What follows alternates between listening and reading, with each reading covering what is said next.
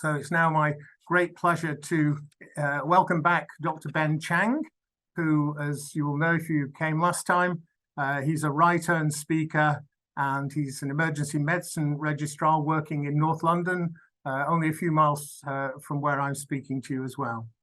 He's the author of the new book, Christ and the Culture Wars, Speaking for Jesus in a World of Identity Politics, which is published by Christian Focus Publications. And Ben speaks regularly at conferences, churches, and universities.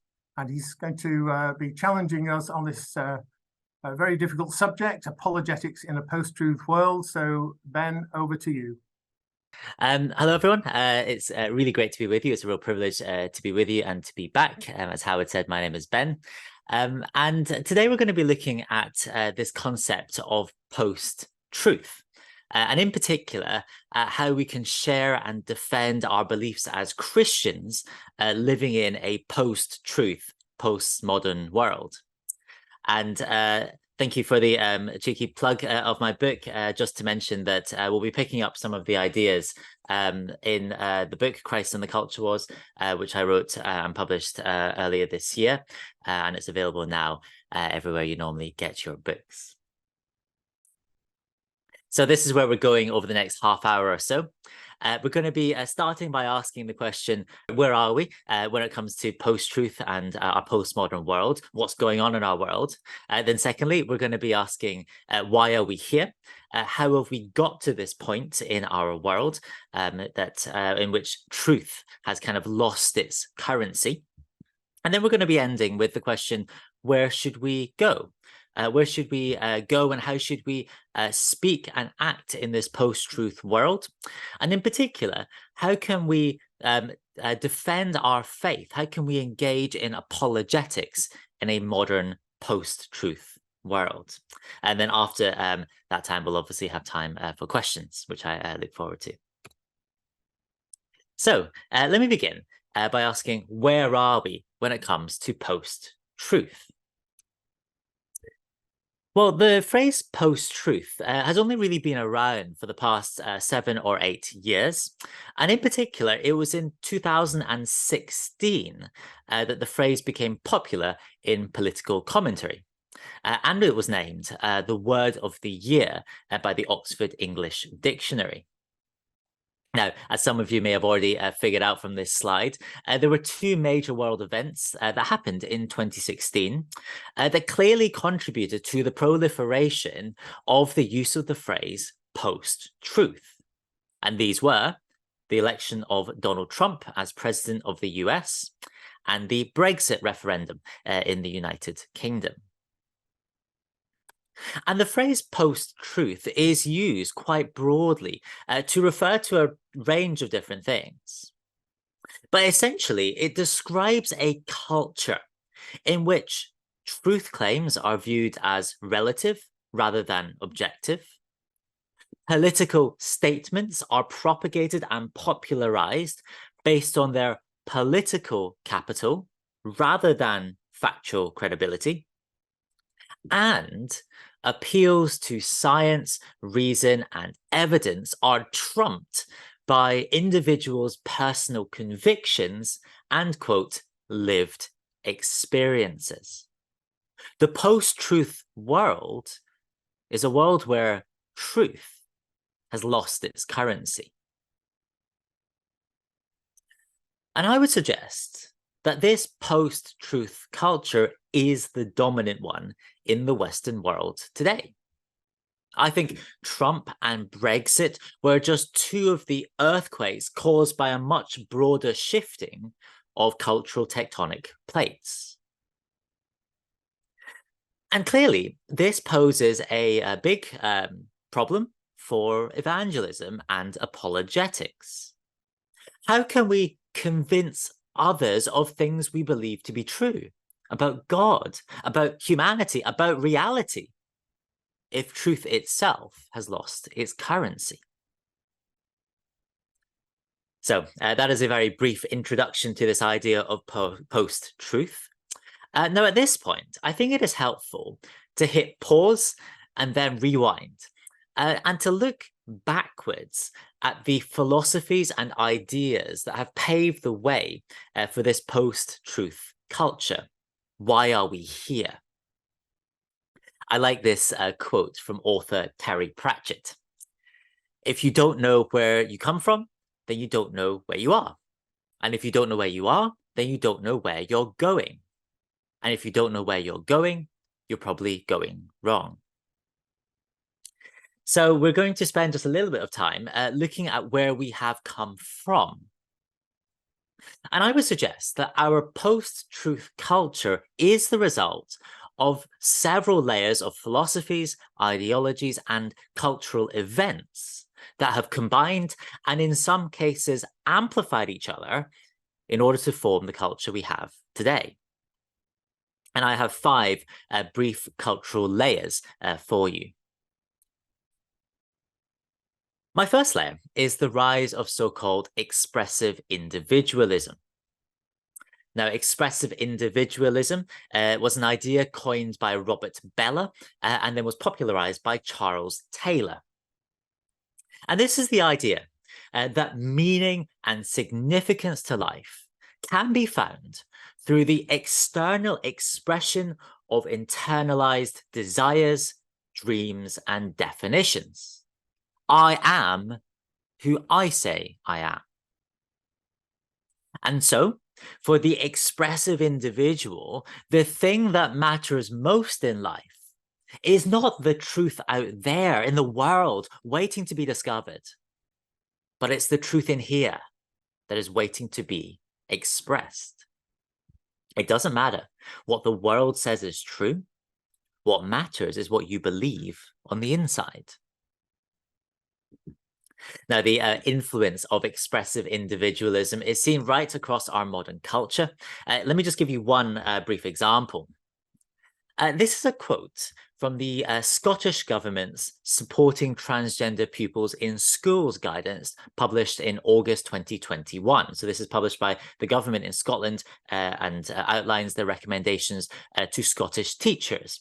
It made a number of recommendations, including this. If a young person comes out to you as transgender, it's also important not to deny their identity or overly question their understanding of their gender identity. According to the Scottish government, when it comes to the gender of children, it doesn't matter what the teachers or parents think, and it certainly doesn't matter what biological reality is. No, what matters is what the child feels is right. And to question that would be to question that child's very identity.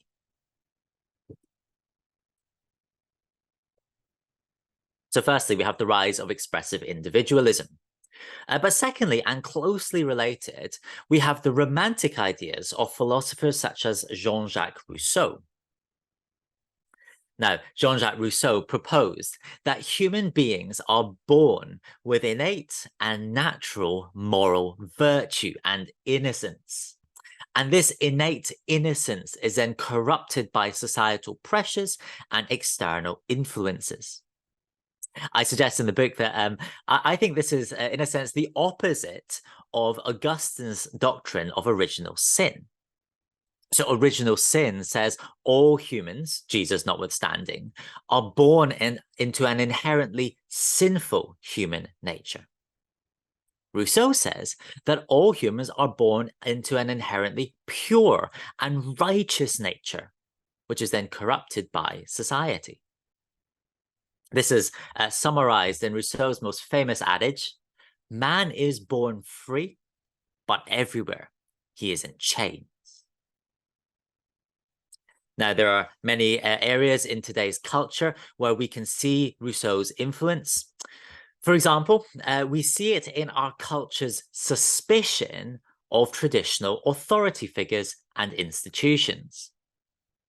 You see, many institutions that have been traditionally seen as bastions of truth, knowledge, and education, such as the university or school or family unit, or even church, These institutions are now viewed as oppressive forces that corrupt the purity of the expressive individual.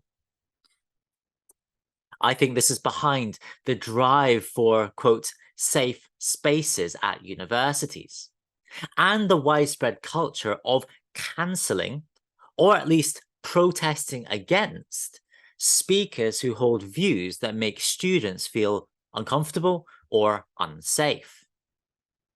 Such protesters argue that speakers should not be given platforms in schools or universities if their views make people feel uncomfortable, regardless of whether their views are true or not. But what I think is even more disconcerting is that this narrative of suspicion of authority is seeping into how our children are taught to view their parents. So let me just give you one example in the form of a recent film.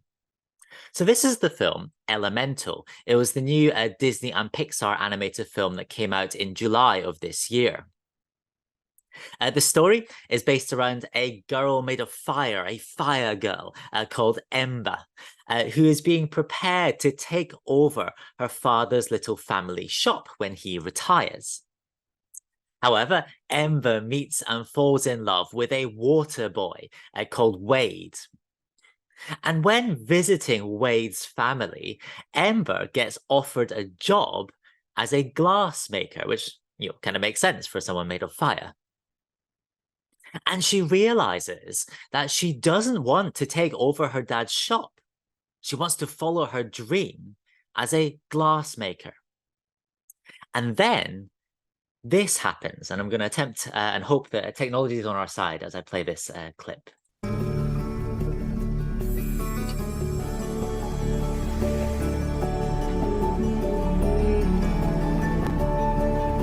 I'm so lucky.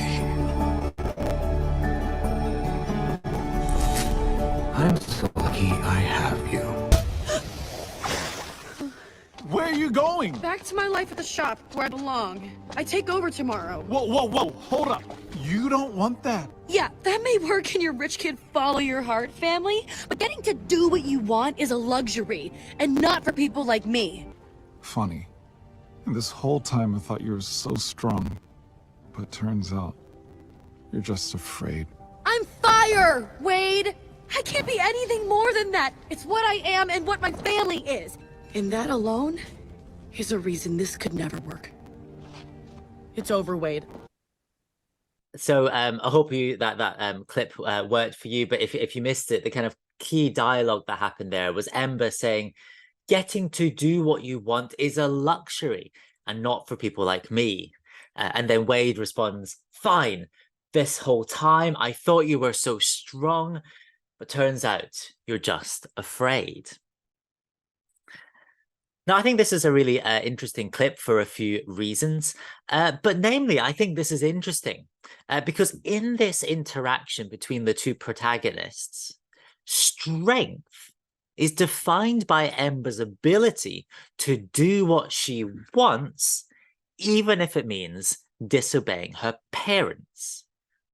Which, if you think about it, it seems like the wrong way around, right? Normally, strength means doing what you don't want to do, not doing what you do want to do. And the whole film culminates in Ember's finding this strength and doing what she wants, not what her parents want. This is what our kids are being taught in the films they watch. And of course, this poses quite a big challenge to parents, as we'll come back to a little later on. Thirdly, and a little bit more briefly, we have the big influence of postmodernism. Postmodernism developed in the late 20th century, and it sought to push back against the modernistic Enlightenment ideas of rationality and objectivity. Instead, postmodernism sees truth claims as relative as opposed to objective. What's true for you doesn't need to be true for me. Here's how the postmodern philosopher Jean-Francois Lyotard put it. Postmodernism expresses incredulity toward meta-narratives. Knowledge makes no claims to being original or even true, and should not be accorded predictive value in relation to reality, but strategic value in relation to the questions raised. Michael Foucault then went even further and argued that appeals to objective reality are nothing more than exercises of power used by the strong to oppress the weak. It's not about truth. It's all about power. There are lots of examples of postmodernism in action today, but I think the most vivid example is the trans rights movement, which is driven by the idea, the principle, that a person's subjective experience of gender identity is of far greater importance and significance than their biological sex.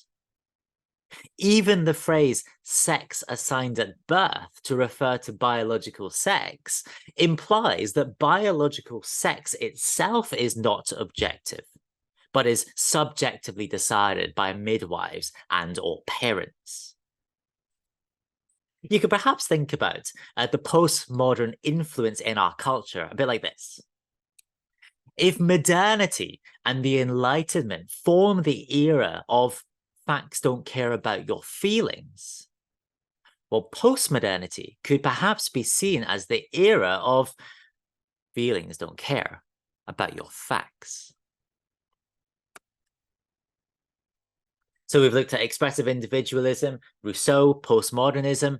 Fourthly even, we have the massive impact of social media. Now, social media is transforming the world in ways we are only beginning to understand now. And social media has had several major parts to play in the evolution of our post-truth world. Firstly, I think social media has essentially turbocharged the first three of our philosophical layers. So, if expressive individualism says meaning in life is found through the outward expression of our inward desires and definitions, well then social media gives this seemingly perfect means by which people can create whatever online identity they like and then broadcast that identity to potentially millions.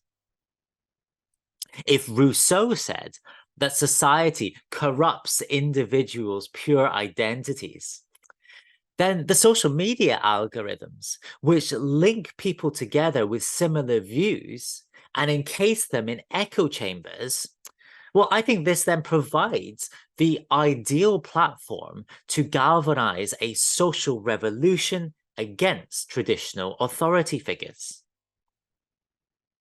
And if postmodernism says that truth is relative and reality is whatever you want it to be, well, then social media allows people to create whatever reality their imaginations can conjure up. I came across this advert on Instagram for Instagram Reels. I haven't been able to figure out why Instagram needs to advertise Instagram on Instagram, but that aside, this is the caption of the advert. Make yourself in your own image. Explore who you can be with Reels. Hashtag yours to make. It's very postmodern. Your image, identity, and reality are simply yours to make. So social media has turbocharged our first three philosophical layers. However, social media has also played another crucial role in the evolution of our post-truth society, as it has been the major vehicle for the spread of so-called fake news. You see, under apps such as Twitter, Facebook, and TikTok are AI algorithms that harvest up all the data we generate when we click or type or post things online. And increasingly, they are collecting data on what we say and do offline as well. And then these intelligent algorithms use these to build a picture of who we are and what content they should feed us with that will keep us clicking. But these algorithms don't differentiate between truth and falsehood. We get fed stuff on our news feeds, not because it is true or credible, but because the social media algorithm thinks it'll get our attention. And furthermore, there is now strong evidence that algorithms that are focused on getting clicks rather than finding truth are actually more likely to propagate lies. In 2018, this study that was published in the journal Science found that on social media, false claims and fake news stories spread much faster and more widely than true news stories. For example, false news stories are 70% more likely to be retweeted than true stories. And I suppose we shouldn't be overly surprised by this. I mean, fake news stories are naturally more likely to be dramatic, exciting, and surprising because they're not true. And therefore, predictably, they get more clicks. So we've looked at expressive individualism, Rousseau, postmodernism, social media. Fifth and finally, very briefly, we have the slightly terrifying invention of artificial intelligence to contend with. Now, this could be a whole webinar in and of itself. But in short, we now live in a world where large language models such as ChatGPT can write texts indistinguishable from human authors, and where image and video generating softwares can synthesize pretty much any reality right before our eyes. Now, if this technology keeps on growing and developing at the pace it is today, and I can't see a reason why it won't, then I think we are going to very quickly find ourselves in a world where we ordinary Mark I humans will not be able to tell the difference between what is fake and what is real. If that comes true, well, that's going to be huge. Are we going to have to default to presuming that all words, videos, and pictures we see online might be fake until proven otherwise? And what will that do to our conceptualization of truth? Honestly, I'm not sure. So those are our five philosophical and cultural layers that I think have most contributed to the post-truth culture we have today. Obviously, this is not an exhaustive list, but it's my attempt at kind of summarizing why we are here. So the big question is, what do we do now? And how can we speak and defend the truth of the gospel in this post-truth world? Well, clearly, there's a lot that can be said on this topic, and I go into much more detail in the book.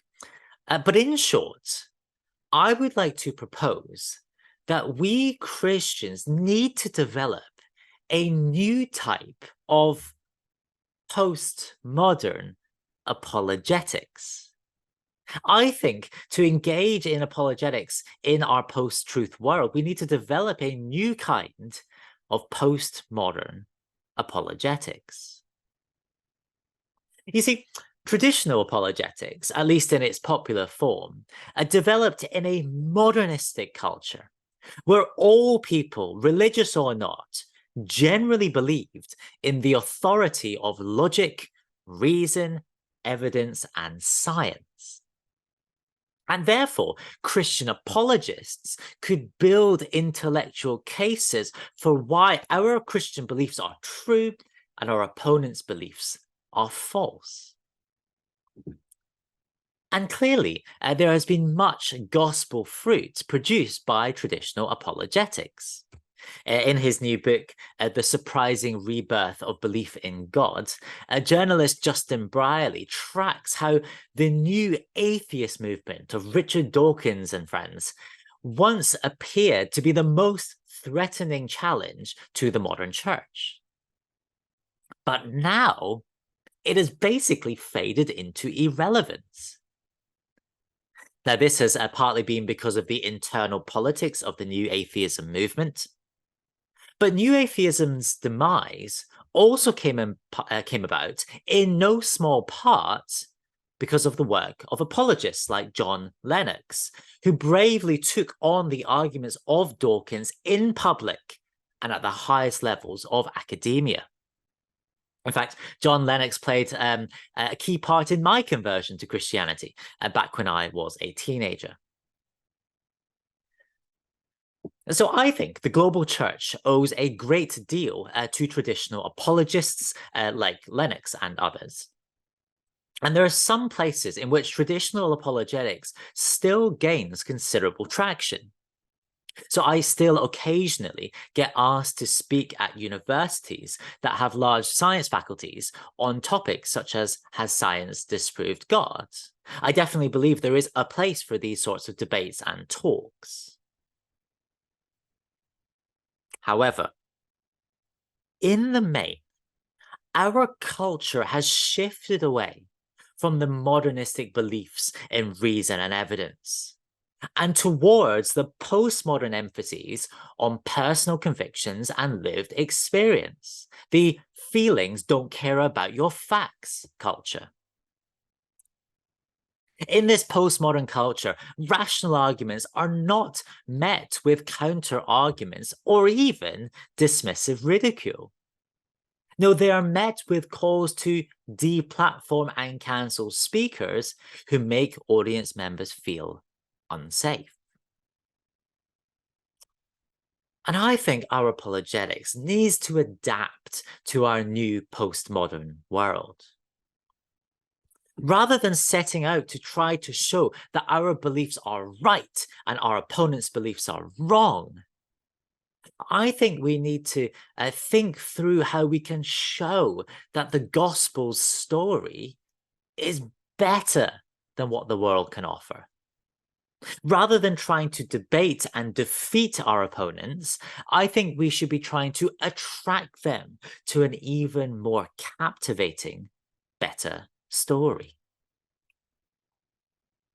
Of course, this idea is not original to me. This is what my friend Professor Glyn Harrison writes in his book, A Better Story. We cannot engage with a great narrative by deploying more facts. We have to tell a different story, a better story. We must out-narrate those with whom we disagree. We shouldn't use narrative as a cynical debating device to outwit our opponents and win the argument. We need to tell stories because this is how the human mind works. And because Jesus himself paved the way with some of the greatest stories he ever told. Glyn Harrison here is speaking about how Christians should engage with the stories of the sexual revolution. However, I think his principles apply much more broadly in our postmodern culture. Here's another quote in a similar vein, this time from Australian evangelist Sam Chan in his book Evangelism in a Skeptical World. We should use more stories in our evangelism. In modernity, people preferred hearing propositional data. Give me the facts. But in postmodernity, people prefer hearing stories.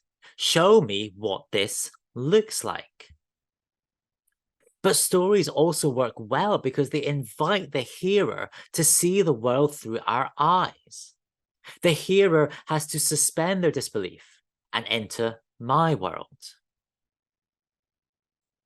I think we need to develop a whole new type of postmodern apologetics that deals primarily not in debates and evidence, but in stories and narratives. I think our aim should be to show people how attractive and appealing the Bible story is when it comes to the issues at the forefront of our culture, such as identity, or justice, or liberty, or dignity. Might the Bible story be better than what our world can offer?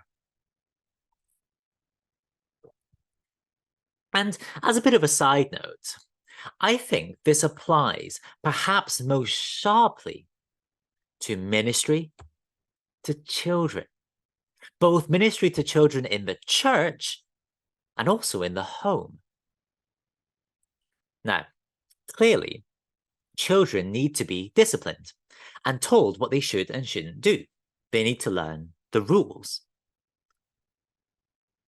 However, when it comes to teaching children ethics, how they should and shouldn't live, for example, when it comes to sex and relationships, I think we need to be aware of the culture they are swimming in, which tells them to be suspicious of authority figures, including their parents. So, telling children don't have sex outside of heterosexual marriage because my house, my rules, or because, well, that's what God says. Well, this approach may simply serve to reinforce the narrative that says that parents in general, and Christian parents in particular, are just oppressive authority figures that need to be fought against and overcome so that children can be their true selves. Perhaps a greater focus should be on trying to show and convince children that saving sex for marriage is better than the alternative, that the Bible's view on sex, relationships, and marriage is more appealing, is more beautiful, is better than what is offered by the sexual revolution, or the Pride movement, or our sexualized world at large. Now, I'm under no illusions that this is easy. I am not a parent and so cannot speak from personal experience, but I think it's something that is worth all of us thinking about.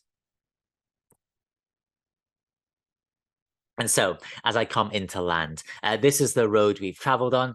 We've looked firstly at our post-truth world, where reason, logic, and evidence are trumped by personal convictions and lived experience. We looked at why we are here and gone through some of the philosophical and cultural layers that have built our post-truth culture. And I've suggested that perhaps one way forward would be to develop a new kind of postmodern apologetics that deals primarily not in reason and evidence, but in stories and narratives, and sets out not to show that we are right and our opponents are wrong, but rather that the Bible's story is more attractive, is more captivating, and is better than anything our world can offer. For those who are interested in this topic, these are the books that I have mentioned throughout this talk. So Christ and the Culture Wars by myself, The Surprising Rebirth of the Belief in God by Justin Briley, which tracks the downfall of new atheism and the rise in the belief in God in the last few years amongst secular thinkers. A Better Story by Glenn Harrison, which looks at how Christians should engage with the sexual revolution. And then Evangelism in a Skeptical World by Sam Chang, which is a bit of an overview of evangelism, and then particularly how can we engage in evangelism in our skeptical, hostile, modern or even postmodern world. And so, as I close, I'd like to close, if I may, on this verse from Paul's sermon in Pisidian Antioch in Acts chapter 13, verse 36. This is what Paul preaches. Now, when David had served God's purpose in his own generation, he fell asleep. He was buried with his ancestors, and his body decayed. In his best-selling book, The Purpose-Driven Life, American pastor Rick Warren suggests that he thinks this verse, these words, are the greatest tribute, the greatest compliment that the Apostle Paul could give King David. And that is this: that David died having served God's purpose in his own generation. This world of fake news, postmodernism, expressive individualism, cancel culture, this is our world. This is our generation. Paul says that David served God's purpose in his own generation. The question is, will we serve God's purpose in ours? Thank you very much for listening. Well, thanks so much, Ben. That's really challenging, and thank you for crystallizing all the thought that you've been undertaking over the last few years, some of which you've encapsulated in your book, but I think in today's talk you've taken your book even further and given us some real challenges to our thinking. I was listening particularly when you were talking about children and challenging authority, and you showed the cartoon as well. You mentioned that you're not a parent. Well, I've become a grandparent in the last 3 or 4 years, and congratulations. Just seems to me, seeing my children look after our grandchildren, their children, how much more difficult it is in this postmodern world. And so I think we'll be having some questions on that. When you said about 2016 being a seminal year, a particularly challenging year, I remember, I think it was probably early 2017 after Trump's election, and at the inauguration, the crowds came to see Donald Trump, but nothing like the numbers that he was expecting. And so there was a disparity between what he said was coming and what you could actually observe. And I never forget his spokesperson, I think it was Kellyanne Conway, who came on and said, yeah, well, the numbers we've got are alternative facts. So it didn't matter what you could see with your own eyes. She was sticking to the alternative facts. That was the first time I'd realized how people could misuse factual information for their own purposes. Although, of course, as we all know, it's been going on for centuries and not just in the last 7 or 8 years. So I just wonder if I could ask you really at the outset, what you think as a doctor yourself, what are the implications for medical science and for doctors in this post-truth world where, as you say, reason, logic, and evidence are trumped by personal convictions and lived experience? You know, we as doctors, we rely on science, we rely on clinical trials, and yet we've got COVID deniers, we've had the MMR anti-vaxxers who seem to get a lot more traction than the facts seem to warrant. So for doctors in this post-truth world, how do we deal with that? Yeah, it's a very good question, a very big question. And you mentioned COVID. I mean, COVID was probably the biggest test of how our post-truth culture would interact with medicine and public health and epidemiology and public health messaging as well. And well, we know what happened.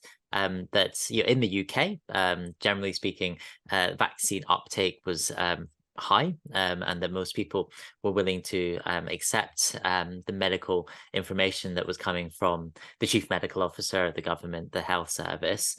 But there was plenty of conspiracy theories, both in our country and around the world, plenty of COVID deniers, plenty of all sorts of strange theories around COVID vaccines.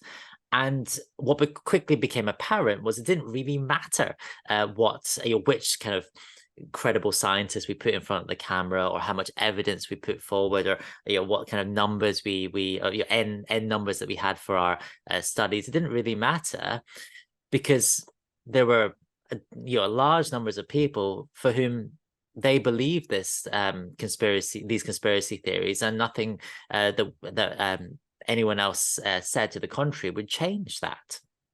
And I think this is particularly was particularly because of social media, which very much kind of encases people in echo chambers. And as the epidemiologists and the public health doctors found, it's very hard to penetrate these echo chambers from the outside.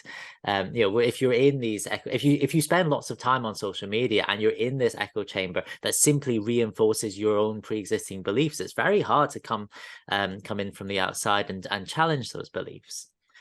So clearly COVID and the epidemiological side of things was a big example of this.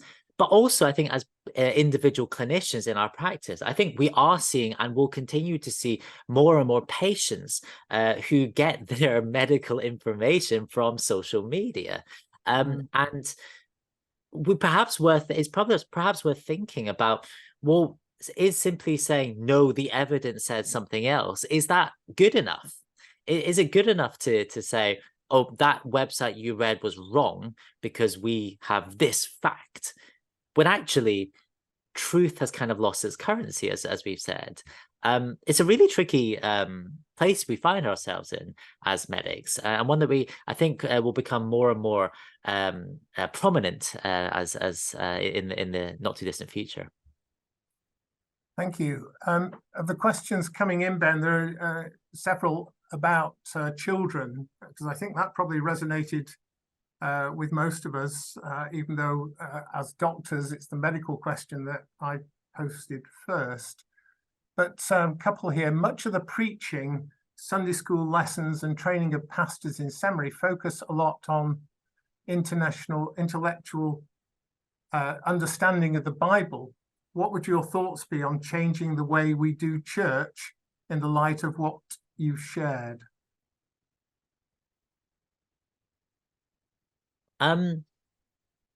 There's a few things, and I presume this is particularly in the context of church teaching to young people, although perhaps referring to kind of the broader church teaching as well. There's another question linked to it, which says much of the preaching, Sunday school lessons. Sorry, just a bit higher than that. Talks about the way we can convince children that Bible stories and narratives are better when today's culture leads them to question the authority of the Bible in the first place. And then there was another one lower down, which I can't quite find at the moment. As it's a big question, a big topic. And the short answer is, I do think we need to adapt our Bible teaching in our churches, particularly with young people, to this postmodern world that we live in. Even just on a simple kind of pedagogical stance, we often expect teenagers to sit through a 20-30 minute talk, for example, at say conferences or at churches. And actually, when do teenagers do that outside of church? And actually, in contrast, what they're being fed with, say, on social media is very kind of short, sharp, attention-grabbing stimuli. The most popular, according to Statista, the polling company, the most popular social media app amongst children in the United Kingdom is TikTok. So these are kind of streams of like 5 to 10 to 20-second videos that you just scroll through endlessly. And teenagers are just bombarded with kind of stimuli that is attention-grabbing, that is kind of high intensity. And you go from that to then a church Sunday school where they're sitting to one person talking for 20 minutes with no slides, no pictures, no anything. And we wonder why teenagers find it hard to concentrate. So just on a purely sort of pedagogical lens, I think that there is something to be said there. And then also, I just find myself often despairing at how the teaching that we do with teenagers these days is so often just worlds away from the stuff that they're encountering in their lives.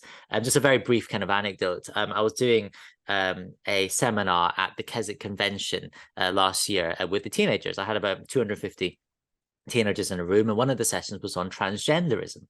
And I asked them at the start of that session, can you put your hand up if you've ever had teaching about transgenderism in school? And about 80% of the hands went up. And then I asked them, have you ever had, put your hand up if you've ever had teaching about transgenderism in church? And about 20% of hands went up. And I think that's absolutely insane. We have got to address these topics. We've got to talk about the things that they're hearing from every direction. And we have to then show how the Bible story is better. And, maybe it's just in my circles, but, from my experience, anecdotally, we're not doing a great job. Really following on from that, Sherry Falkenheimer is asking, what type of stories do you suggest we use in apologetics today? Should it be personal stories, Bible stories? What do you think? I think all of the above, and it will depend on the situation and depend on the topic and depend on the recipients as well. I think there is a real strong, powerful place for individual stories of people individually finding identity or liberty, that kind of stuff. I think there is certainly a strong and powerful place for that. I think the Bible is full of stories. I think that we underestimate actually how attention grabbing some of the Bible stories are. I mean, I preached through Exodus with a group of teenagers on a camp, and I mean, just reading these stories, trying to think my way through into a teenager's mind. Actually, they're quite interesting. They're quite dramatic. Like they're attention grabbing stories. But I think actually the big thing we need to do is tell the Bible's whole narrative and show that it is better, that it's more attractive than what our world is offering. So, for example, the Bible said, the world is saying that the journey to self-actualization, self-realization, finding your identity comes through, expressing your gender identity or expressing your sexual identity or joining a group that is a group of other people who are the same race as you. It's about finding these attributes to you. And then compare that to the Bible story of identity, which says that we are image bearers of God, adopted into God's family, co-heirs with Christ, destined to rule the universe with him. Like, it's so much richer, it's so much better than anything our world can offer, if we will just tell it. Yeah, absolutely. In your book, Christ and the Culture Wars, you talk about the 3 typical responses of Christians to the identity crisis and the culture wars, and you say mirror, argue, and Ignore was the third one. There's a question here from Angel Wang, which says, what simple responses do we Christians have to counter fake news reports on the internet? Do we ignore them? Do we counter them? Do we argue with them? What do you think is the best way? It's really difficult, and honestly, I don't have a good kind of easy answer for this. I mean, to be honest, like I do have some sympathy with the idea that we do have to pick our battles. That I don't think we necessarily have to engage in every single Twitter dispute or conspiracy theory we see online. We'd be there all day if we did. And also, we've got to pick the hills we die on. But I do think there is something to be said of going to where the need is, and going to where truth is needed. And a lot of the time that is social media. How we do that is, as I say, a challenge. But if fake news stories are 70% more likely to be retweeted than true news stories, then I suppose we should probably be working 70% harder to get the true news stories out there, right? And how we do that is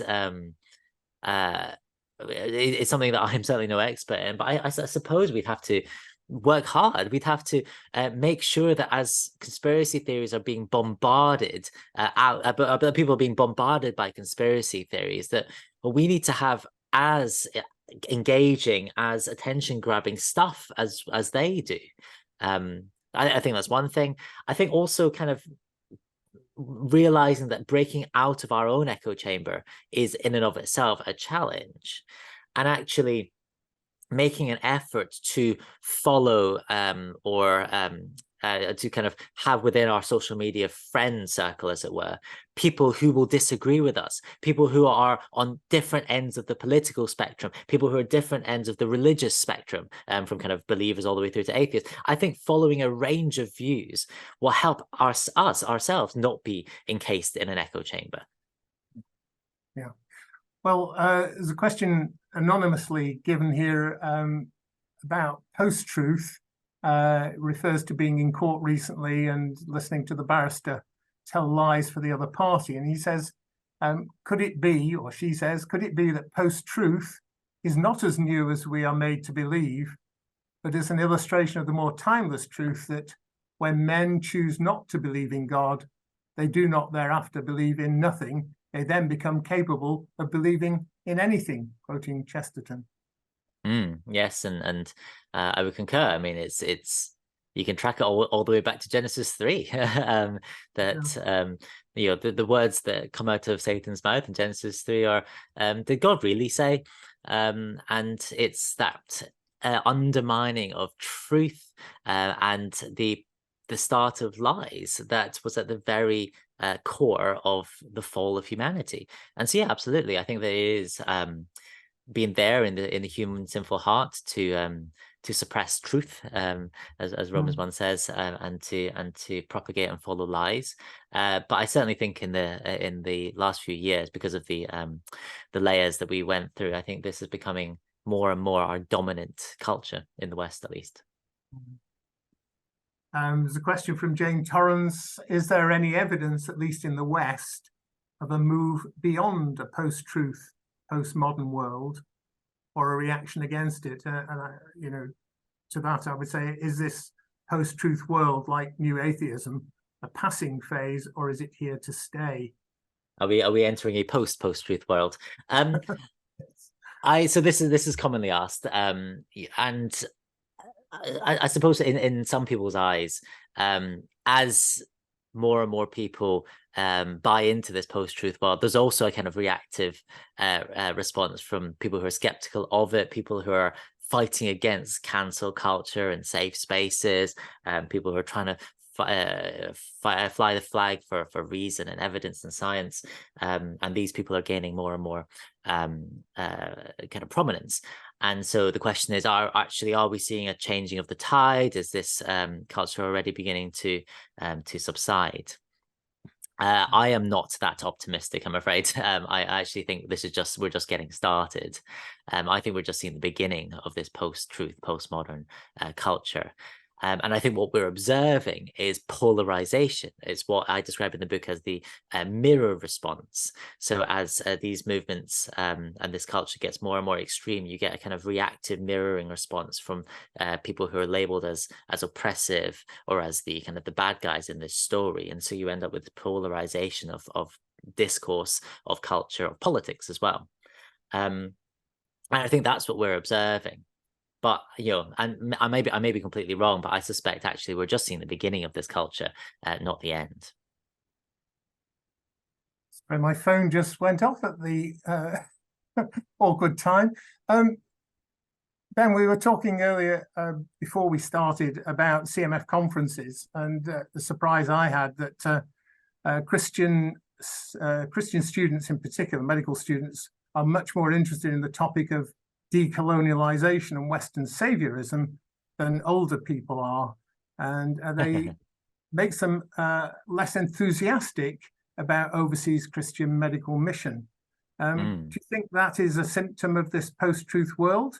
And what do you think is the best way to counter it? So this is Christian medical students and junior doctors who are really concerned about the impact of mission in the past, and therefore are almost saying, should we be doing it at all? Very good, very good point. And it's an interesting observation. I wasn't aware of the kind of statistics that you quote, but I can certainly it certainly fits with my experience, especially with medical students. Colonialization and narratives around sort of cultural appropriation is very much at the heart of the racial justice movement of today. And the racial justice movement fits very much into this broader oppressor versus oppressed narrative. So our culture is built on this narrative that the oppressed groups are waking up to their oppression and then rising to fight against their oppressors, whether it be women fighting against the patriarchy, whether it's ethnic minorities fighting against white supremacy, etc., etc. And this is the dominant narrative that this current generation of medical students have basically been swimming in for the last few years and have grown up in. And so it doesn't surprise me at all that current medical students are now much more skeptical of the idea that people from white Western countries can go and quote unquote help people in say the global South, or people who are of different ethnicities. That's the narrative. And, you know, in some regards, I kind of get why. And there is certainly some truth in the narrative that when white missionaries have gone to global southern countries, their impact has not been universally good. That is probably true to say. And I suppose if it's created a better awareness for the need for kind of aid and development coming from the countries themselves, you know, whether it be kind of helping to develop infrastructure, develop training, rather than kind of parachuting medics in for a short time and then taking them out again, that's probably a good thing. But I do also think we have to think about the narrative we've been fed over the last few years. And I think we got to be teaching med students to kind of take a step back and realize that this is the narrative that they've been living through and been influenced by, and asking the question, is it true or not? Is this really the best narrative, that our world is dichotomized into oppressor and oppressed, and if you're not the oppressed, then you must be the oppressor, and you need to check yourself for your oppression? Like, is that really the narrative that best fits our worldview, our Christian worldview? Is there something, you know, bigger and better to say about ourselves? So that's a very long-winded answer to a very big question. Well, thanks for that, Ben. In fact, I think you're due to be speaking at the students' conference in February, so maybe you'll get asked about that, or maybe you could address it before you're even asked it. But thanks for that. Just one last question. It should be fairly straightforward, because I think the answer will be yes, but Carla Hernandez says, what do you think about digital evangelism? How can we reach Gen Z and millennials to Christ through various websites that they would come to, and that we could share gospel narratives on? Well, my answer is yes, but actually it's quite hard, because, as I say, social media encases people in echo chambers.